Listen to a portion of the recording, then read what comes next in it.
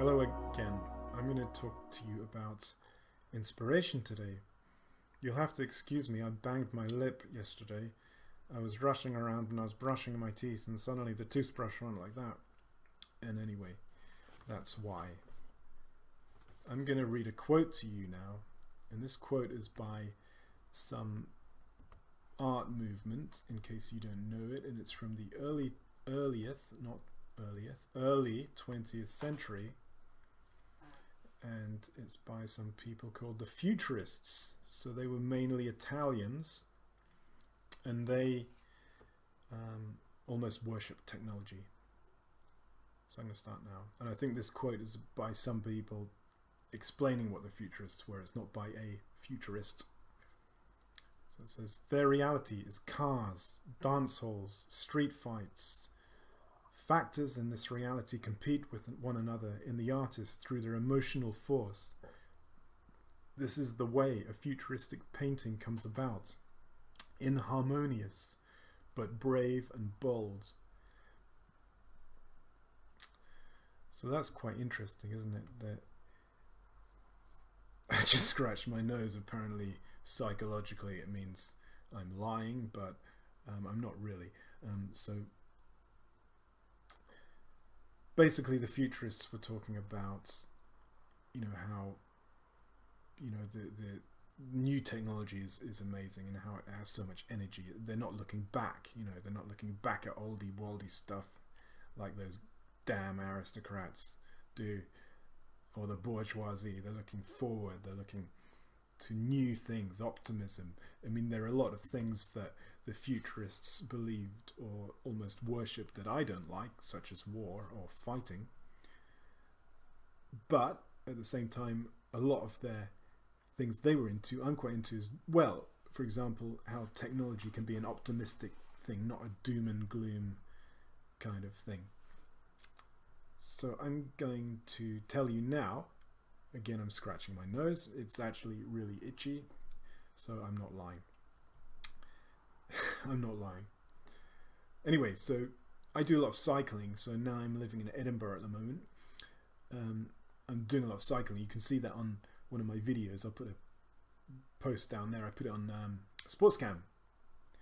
And when you're cycling, the city or the motorway or whatever, or when you're in a car or a train or even an aeroplane, things take on a new light. So if you're just sitting around in the city on a bench and watching the people go by in the shops, oh, it's the creaky chair. I really need to get a new chair. I've bought all this equipment, but the chair still creaks. Anyway, so oops, I just banged the screen. Anyway, so but when you're actually cycling, it takes on a new dimension. So you're cycling through the streets and everything's moving, the traffic lights, the people. So you're sitting on a bench. It's interesting, but when you're cycling, you almost go into the city.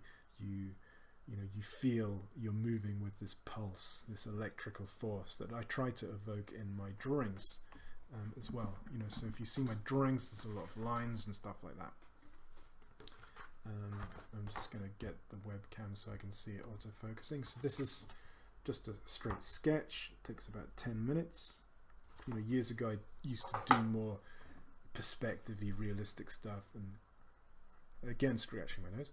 And people used to say, oh, this is wonderful, and now I do that sort of stuff. There's a smaller percentage of people that like that, but I'd rather have a smaller percentage liking that than a broad range of people when I'm doing stuff I'm not really into. Whereas this is really what I'm trying to do, is show the energy of the city or the technology or whatever. Whoops, that's a nice sound, isn't it?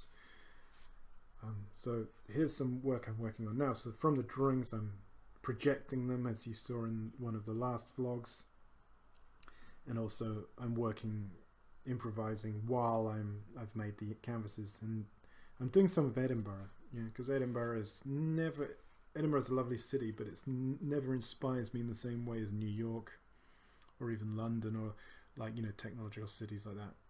And so I'm trying to find the technologically exciting bits of Edinburgh, and then I'm putting them in my kind of almost graffiti-like street art painting. So it's still rough. I'm going to try and smooth this down. And this is Waverley Station. As you can see, you know, 14, 15 arrows. I'm going to put some people in, and it's got things like tickets and stuff like that.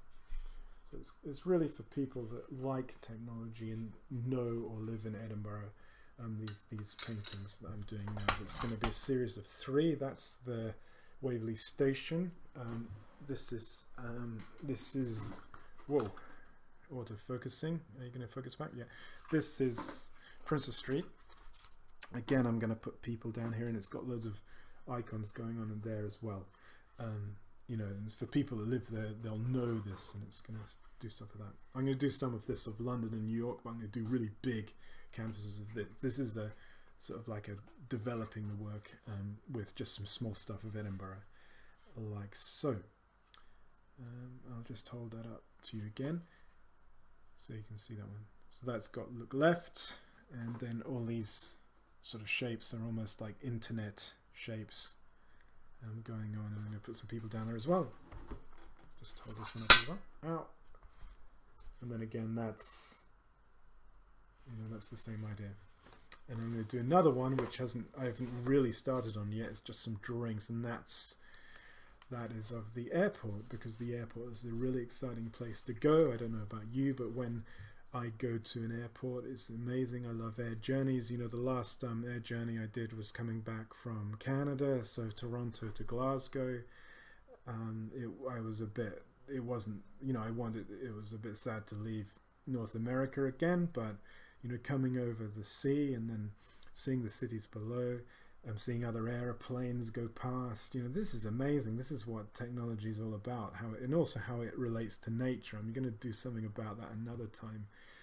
And then coming over into Scotland, itching my nose again, coming over into Scotland, you know, seeing the Hebrides, the beautiful colours, coming into Glasgow, a completely different city to Toronto, but in some ways related.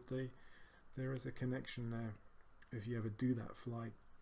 Coming down into Glasgow, seeing all the hills and the small clouds, you know, the Atlantic sort of clouds cling to the hills, which is in May. There's still some snow on the hills. It was nice, you know. Strange when you've been away somewhere and you come back to where you've lived, and it's like seeing it in a new light. Although the arrival at the airport is not good. You know, airport in Glasgow should be better than that. But I think it's actually getting renovated, to be fair. Yeah, so that's what you can do to get inspiration. So if you want inspiration, I'd recommend you moving through technology, or moving through technology and nature. So for example, if you're on a cycle, you're not going to be able to draw, are you? So you could get your sports cam, if you've got one that you can take reference from. And the same way with a car. So if you're driving, you know, get your sports cam, and if you've got one, and take reference. You know, obviously never draw and drive, and never draw and cycle. So don't draw and drive. That could be a campaign for Christmas, couldn't it? All the people are getting their art materials, and they're gonna go out and drive and draw, and that's going to be really dangerous. But seriously, that's something you shouldn't do. But if you're a passenger, if you're on a train, I'd recommend getting a sketch, but get inspiration by drawing the shapes. And again, I'm not an advocate of detailed type work, so I'd like, if I were teaching you at the time, I'd like to see broad strokes, not worrying, drawing just the energy of it, yeah, the energy of technology, the energy of how nature mixes with technology, all that stuff. Because it's so exciting. I mean, we live in an interesting world. Obviously, technology has bad things, but it has good things as well. And this brings me on to music. So, you know, you can also be inspired to do this through music. So, one piece of music that really, really links to these kind of energy lines and, you know, modular things that I'm doing, and obviously, you know, famous abstract artists and semi-abstract artists, is it's called A Short Ride in a Fast Machine. As everyone always gets it mixed up. You call it a fast ride in a short machine, but it's A Short Ride in a Fast Machine by John Adams, and that's really good, because if you haven't listened to it, it's very modular. I'm not an expert on music theory, but I've got an ear for music, and I know, you know, when it goes past, it's you know, and it's like all these different blocks and buildings and windows and modular systems going past. So it's like driving through a city, especially something like New York. You know, if you ever had the opportunity to drive through New York in a taxi cab, it's pretty amazing, because you've got all the huge buildings and then the blocks, you know. But any cities, you get that feeling almost. So that's it. So that's what you should do. Go out and try to draw stuff as well. And I'm just going to leave you on a quote, and I saw it on Pinterest. It's on a piece of graffiti. I couldn't get the name of the graffiti artist, I'm afraid, but if you know, please put it down. And it says, "If you want to achieve greatness, stop asking for permission." So if you want to achieve greatness, stop asking for permission. So it doesn't matter. It doesn't matter if you don't get into the gallery you wanted to, if you don't win that damn competition that you wanted to, if you don't get the art residency you wanted to, you don't get a grant, whatever. If you didn't get into art school, it doesn't matter, because that's permission-based economy. And now we can do so many things online. You know, I'm filming this here in Edinburgh, and it's going over the world. You know, obviously, it's not going to be watched by millions. I hope it'd be nice if it would be, but it'll be watched by a few people, and that's really important to me, you know. And I really hope that this helps you, and if it helps you, please put comments and questions. I'm always really keen to help you if you've got anything, and I'll get back to you as soon as possible. You can also get some lessons with me as well, so get in touch with that. And check out my art site, jamesableart.com, for more of my resources. I've got a blog going on there now every week, and also I've got my own art and my art shop as well for buyers interested in buying my work, or for commissions. And you can also follow me on Twitter, and remember to subscribe to this channel, because I do 2 of these a week, Tuesday at 5 p.m. and Friday at 5 p.m. as well. Inspiration creation varies each time. So thanks very much for listening to this, and I hope to speak to you soon. Goodbye for now. I'll throw these notes away. That's why I was looking down. I don't have a photo. Well, I do have a photographic memory, but not for writing language, only visual. So goodbye for now, and have a great midweek, or whatever time it is that you're watching this.